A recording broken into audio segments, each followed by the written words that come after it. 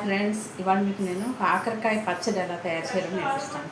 కాకరకాయ పచ్చడి కావాల్సిన పదార్థాలు: కాకరకాయలు, చింతపండు, బెల్లము, శనగపప్పు, మినపప్పు, మెంతులు, ఆవాలు, నువ్వులు, ఎండుమిరపకాయలు, కరివేపాకు, పచ్చిమిరపకాయలు. ముందుగా కాకరకాయ ముక్కల్ని చిన్నగా తరుక్కొని ఒక మూకుడులో వేసి దోరగా వేపుకోవాలి. కొంచెం వేగిన తర్వాత అందులో పసుపు, ఉప్పు కూడా వేయాలి. ఇలాగా వేగనివ్వాలి. ఇలాగ ఎర్రగా వేగిన తర్వాత స్టవ్ ఆర్పేసుకొని ముక్కల్ని ఒక పక్కన పెట్టుకోవాలి. ఇప్పుడు చింతపండుని నీళ్ళు పోసి గుజ్జులా తయారు చేసుకోవాలన్నమాట.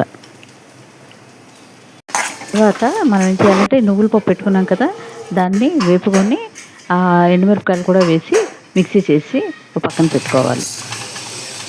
ఇప్పుడు ఒక మూకుడులోని 2 స్పూన్లు నూనె వేసి అందులో ఇందాక రెడీ చేసి పెట్టుకున్న పోపు సామాన్లు, మినపప్పు, శనగపప్పు, ఆవాలు, తర్వాత మెంతులు, తర్వాత ఎండుమిరపకాయలు, అలాగే ఇంగువ, ఇవన్నీ కూడా వేసి మనం కాసేపు వేగనివ్వాలి.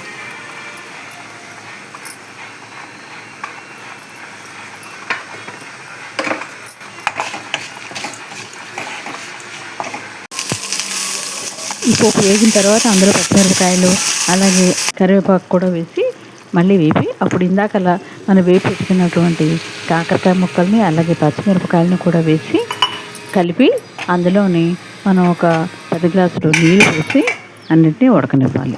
చింతపండు గుజ్జును కూడా ఇందులో వేయాలి. ఇందులో బెల్లం కూడా వేసి ఉడకనిచ్చి దగ్గర పడిన తర్వాత లాస్ట్లో మనం ఇందులో నువ్వుల పొడిని కూడా వేసేసి కాసేపు మూత పెట్టాలి.